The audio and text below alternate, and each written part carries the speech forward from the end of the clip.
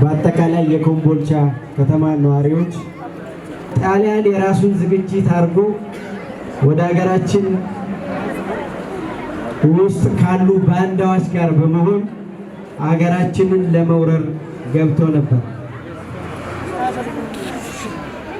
እምዬ ምኒልክና ሌሎች መሪዎቻቸው ህዝባቸውን በማስተባበር በወቅቱ የመጣውን ጠላት እንዴት ማሸነፍ እንዳለባቸው ወታደራዊ ስትራቴጂክ በማዘጋጀት ለብዙ ጊዜ ለብዙ ዓመታት ተዘጋጅቶ የነበረውን የጣሊያን ሰራዊት በአጭር ጊዜ ውጊያ ከጥቅም ውጭ አድርገው አሸንፈው ማርከው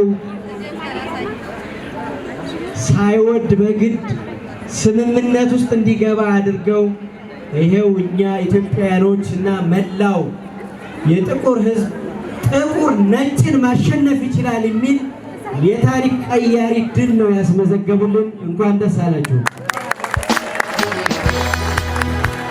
እመቤት ይባላል። ያው ዛሬ አድዋን አከበርን እንገኛለን። አድዋ ለኔ ነፃነቴ በቃ ማለት አድዋ ያኔ ተዋግተው እነ ሚኒሊክ የሆነ ፐርቫይዝ ኖሮ ይሄንኛ ምን አይነት ነገር ላይ ነበር የሚለውን ነገር ሳስብ እኔ እንጃ አድዋ ለኔ እንደዚህ ነው ብዬ በቃል የምገልጸው ነገር አይደለም። ግን እኔ እንጃ የዛሬው ደግሞ ትንሽ ለየት ይላል ብዬ አምናለሁ። ትርኢቱ ምናምን ነገር ትንሽ ለየት ይል ነበር። ፉከራ ምናምን ሞቅ ደመቅ ብሏል።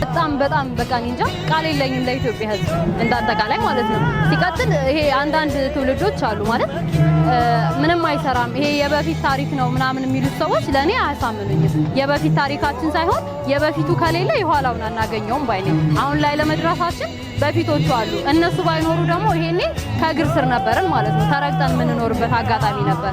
ስለዚህ ይህ የወደፊትን መናፈቅ ሳይሆን አሁን ላለንበት ትልቁ ዋስትናችን እሱ ስለሆነ እናክብረው በደንብ ያው የራሳችን አድርገን እንያዘው እላለሁ።